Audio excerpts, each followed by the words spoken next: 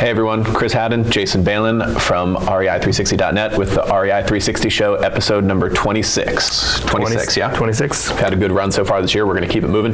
Topic today is what you want your real estate business to be. Do you want to be a deal person or do you want to run a company? Two very different things. We know people who are very successful taking either approach, and we're going to dive into what that means, how to decide what's best for you. Yeah, I mean, first things first, you just got to figure out how to be honest with yourself to determine if you just want to flip some properties or if you want to create a big business. And there's pros and cons of both, and there's no right or wrong. There's no right or wrong. You can do great either way. Yeah, exactly. You can do great either way. So it just depends on who you are and what you want to be. When we know extremely successful people on both sides of it. So if you just want to be, a deal guy, do a few deals a year. I mean, maybe, 2, 3, 4 deals, maybe even 20 deals, just solo operator. Maybe you have an assistant, maybe you have a spouse that helps you out, things like that. It's great. You're very hands-on on every single deal. Obviously there's 3 big things in real estate. There's finding the deal, finding the money, and then managing constructions and other service professionals. So you're that point. You're that point of contact on every single one of them. Very hands-on. Very hands-on. But also, there's not many other people that need to split up all the money that you make on the deal. So, your bottom line typically should be a lot better because your overhead is usually not all that much. You actually have very minimal overhead. And on the other side of things, to running a company side of things, you get away from a lot of those property-focused day-to-day activities. You're not on the job site. You're not out there making offers all the time. Maybe some of that, but much less transaction-focused and more focused on the company side of things, which is hiring people, managing people, overseeing legal issues that affect your business, accounting, marketing, and growing your business, of course. Exactly. Those are 2 very different worlds. Being a property guy every day out there versus being in the office growing a company. Yeah, and as you start growing a company, you'll realize that each deal is treated just like an individual widget, that you kind of just move it down the conveyor belt from one to the next. You're spending very little time on property-specific things. It's more of it's oversight because someone's got a direct responsibility to those tasks. Obviously, this isn't, we're not implying this is like a set it and forget it, like go on vacation and let your company run itself. That's just not. That's just not happening, or at least at the beginning. But what it is assigning employees, managing employees, or putting systems in place to get things running, fluidly, and then you overseeing it and you working on the top level things, which could be, visionary types of things, growth, spending time and really creating relationships with your clients or your employees to help them do more deals or to, help employees, manage the process better.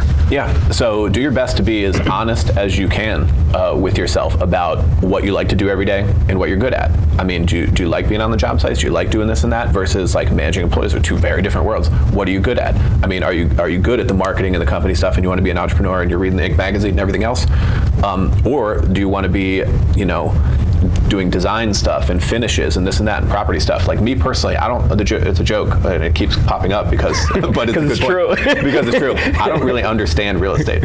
I understand real estate as a business. I understand transactions, but I don't really understand properties or what they're made of or what goes on or how to fix them. Like Jason or some of our other friends will walk into a property and be like, oh, you gotta do this, you gotta do 1, 2, 3, boo, boo. I walk in, I'm like, man, this place is a mess. That's all I understand about it. But I go in on that entrepreneur running a business stuff because I am good at that and I do like it, and I think that is the best way for me to grow a bottom line. Exactly. I'm going to tell 2 quick stories too because I think it can really relate to a lot of our followers and audiences. So we have a buddy of ours that he probably flips 12 deals a year. He's always got one going on every month and then one selling or whatever. Mm-hmm. Extremely profitable. He's got it all zoned in perfectly.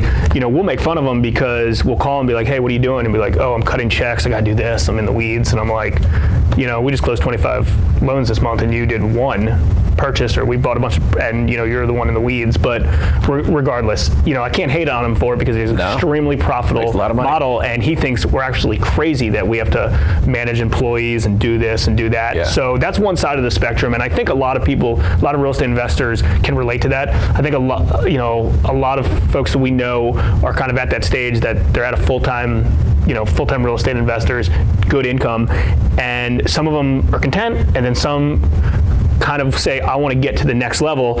And this next story I'm going to talk about is something they don't necessarily want to get into that trap of, like you say, or you think that you want to be a big company, but you don't really know what it entails. Right. And, all of a sudden you look back, a few years later, like, I could have been a hell of a lot more profitable just flipping a few properties a month. Yeah. And, we have a lot of guys that weren't true to themselves, and they thought they wanted to be this big visionary and start a huge company and do all this. And then they left all the details aside, and all of a sudden they start flipping whatever, dozens and dozens of properties, and their margins are extremely slim on them. Maybe they make a little bit of money, make less a little bit of money, and they look at their numbers at the end of the day and they're like, how the heck did I only make this much money this year? I could have gone work for my competitor down the street and made more money, or I could have flipped 2 projects this entire year and made more money than I made, managing and, having the responsibilities of employees and vendors and everything else. Yep. It happens in the investing world. It happens in the real estate agent world too. Like you see stories like that for sure, where people think that they want to grow into something like a team or even like their own brokerage or a company or whatever, and all of a sudden, like, you realize your job just changed. Exactly. It's not just doing more transactions. You are changing your job. You can't be on that job site every day because you need to be managing your employees or hiring this person or doing that or doing the most important. Your list of importance, just changed. Yep. So to recap that whole thing, first things first, just be as honest as possible with yourself about what you like to do, what you're good at, and what it is you want to spend every day doing. Yeah. And then see what goes in, because you can do it either way. Like we said, you can be a deal person, you can run a company and make a whole bunch of money either way. But the most important thing is just doing what's right for you. Cool guys, appreciate it. As always, check us out at rei360.net, hashtag the REI360 show. Check you later. Thanks.